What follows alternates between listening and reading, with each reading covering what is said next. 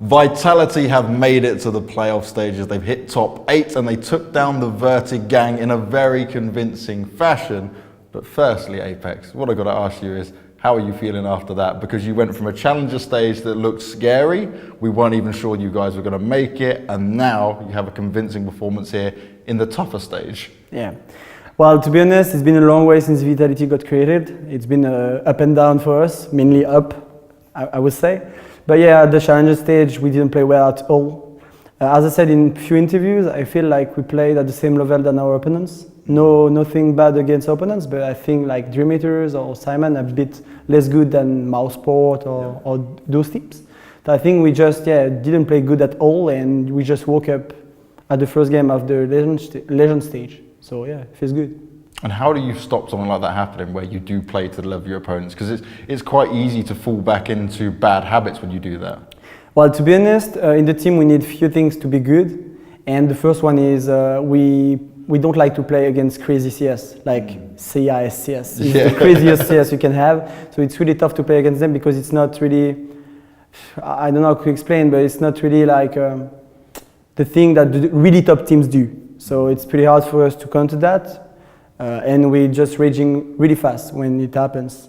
And the second thing is we need a lot of energy during the game. If we are really pumped, it's getting good overall. So that's what happened in the few games we played. Not yesterday, unfortunately, against Ants. We were so sleepy. Yeah. So that's what we got destroyed, actually. But yeah, overall, we just woke up at the good timing. This is why I love interviewing you, because you're always honest with these answers as well. That was a tough game on Ents, but I want to ask you said about the motivation side of things, right, getting everyone pumped up. You've been very loud and vocal across this. Is this just something you're trying to do to make sure you can keep everyone pumped? Well, to be honest, sometimes if I don't do that in the team, we just staying quiet and we don't, I don't know how to explain, but our energy is not good. And I did it the first 2 games, but yesterday I was pretty tilt overall because, nothing was really good on my side. So I was raging a bit, and that's why I destroyed the team a little bit yesterday. So I knew today I had to do something else because, it was completely different game for us. Doesn't matter how many matches you play, still something you have to learn, right, Exactly. as it goes. Every game is different. Now, your opening game versus North, how did you guys prepare for that? Because North, they've even said it themselves, 50% of the time, they play like the North you expect, and the other 50% of the time, you don't know what you're going to get. So how difficult is that to deal with? Well, against North, it's always a tough game. We played like few times already against each other, and it's always been like really tough games. But the thing is, we know them too well, and we watched the demos on the map we played, Inferno, and we knew how to adapt on the City and T side. It went pretty well, even if we didn't lose. I think we won one pistol round, but overall, the buy rounds were better on our side, and we just. I don't know, North, for now, Valde is a really young in-game leader. He's a really smart guy, but I think he needs more time to adapt because it's been only 6 months he's been in-game leader. And God knows how tough it is to be in-game leader at the top level.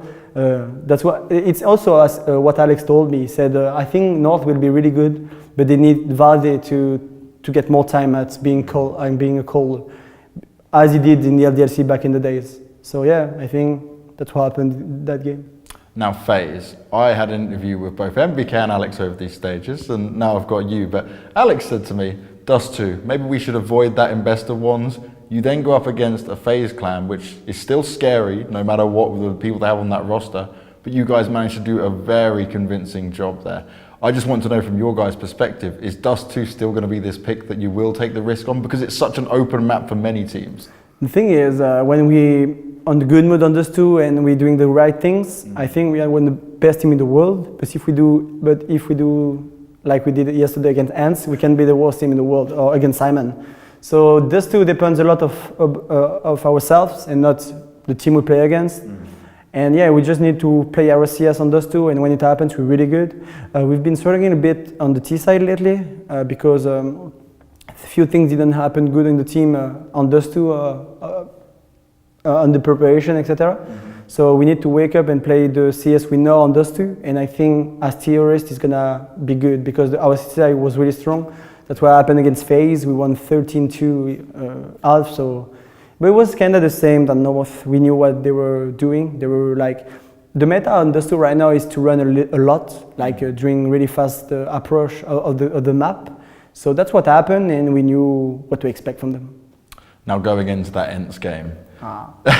Yes, because this is a team that is going through changes that we know was already happening.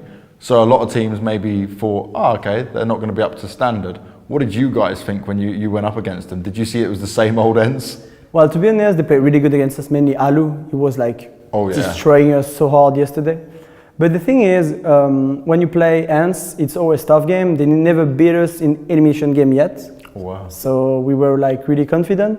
But yeah, we did a lot of mistakes at the beginning of Nuke, city side. Yes. As you know, Nuke is a really city side map. And we did few mistakes, mainly me, at the beginning of the game. And that's why we got pretty destroyed. But Ents right now has nothing to lose. They're just playing like, you can see on their face, they don't really care. Like, I don't say they don't care about the game, but yeah, it's really relaxed between them, and they know it's the last tournament between them. For most of them, it's the best CS road they ever happened in their life. So I think they didn't care and they destroyed us.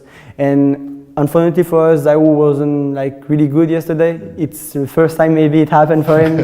And yeah, that was really tough when our star player is not good. And and they were better. So that's it. No one woke up from our side and they destroyed us. It's a learning curve for Zaiwu though, right? You can't play good every single game, even though he seems to show us he can most times.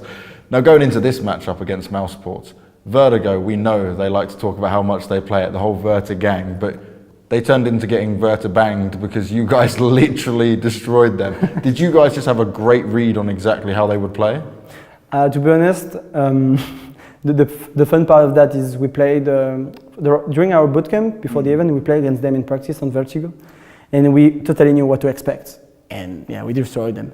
That's not normal, right? To play someone in practice and it still be the same when you go into the official. Yeah, but the thing is, Vertigo is still a really new map, so there is not 10 ways to play in the map. On Mirage you can play everything, on Nuke you can play some way, but on Vertigo it's not known yet. So we knew that, and we watched the demo because they played it once against G2, so that was pretty easy for us to read what they were doing. And yeah, they were. I mean, Mouseport has a special approach of the game. They like to play stack, like 4 guys stack as terrorists and attacking bomb stack and revenging and etc. They are very talented young players, and but we knew what to expect, and yeah, it happened pretty well for us on the map. And then on Mirage, you guys start off with another 12-3 half. It looks like you're just going to destroy them once again. But it was quite interesting because the key players, like you look at Woxic or Rops or Frozen, they never really got into the game. Woxic got, but not the others. There you go. So this is the thing, when you've got a lineup like Mousesports, they need all this to happen and work in their favour. Was there any kind of worries for you guys that they would make a comeback on Mirage? Not really, because we stayed calm the whole way. We tried, Nathan tried to do some defense like we did, but it wasn't a good defense this time, so it happens. But overall, we were not like really scared about their comeback. We stayed pretty calm the whole way. We won the crucial rounds, and yeah, that's what happened. And I think on the terrorist side, we did one of the best suicide we ever did on this map. Yeah. They never knew where we were going, what we were doing. Like, Alex is scoring super well on that map. It's insane, for real. To explain you a bit on that map, the crazier thing is, before Starladder Shanghai, it was like in April, we were like really garbage on the map. Okay. To be honest, we were really garbage on our T side mainly. And we talked a lot together, mainly Alex, Xtaz and me, on the approach of the map. And because I think we could do whatever we want, but it was just the approach of the map we did wrong. And now we changed everything, and from that time our T side is getting super good. So I'm really happy about that, but the credit is more on Alex than me, so happy that he was scoring that good. Now this is quite interesting because you guys have Alex do the T sides and Nathan do the CT sides. How is this compared to like what I would consider a normal just one person in-game leading? To be honest, it's not that easy sometimes for me because I like to have a voice in the team. I like to call sometimes to help my in-game leaders. But there, if I do it too much, there are too many calls and too many voices in the team. Yeah. So it's pretty tough for me sometimes. But I talked a lot to Alex about that, and he told me that I can do more. No, I can do almost whatever I want about saying, calling, etc. And for me, the tournament is getting better individually mainly, and even with the team, I feel like we're doing good. So I'm really happy about that, and I hope it's going to continue. Now, what is the plan for you guys over these next few days? Because you've already been here longer than most teams, so it must be quite tiring, and you've still got another week ahead. So is there a different approach you guys need to take? I think the most important thing right now is to rest a little bit, because we've been practicing two weeks and a half before the Challenger stage. Now we've been here for 2 weeks, sorry. We've been practicing 2 weeks before the Challenger stage. Might feel like 2 months. Yeah, 2 weeks at this tournament, so now we need to get some rest. Tonight we're gonna do a little restaurant. Tomorrow maybe we're not gonna play as a team, and then we need to do the preparation for the quarterfinal. So that's gonna be our goal for the next few days, and hopefully it's gonna be the best way to go as far as possible. Hey, you've got very far indeed so far. I look forward to seeing you guys in the playoff. Thank you so brother. much, Dan.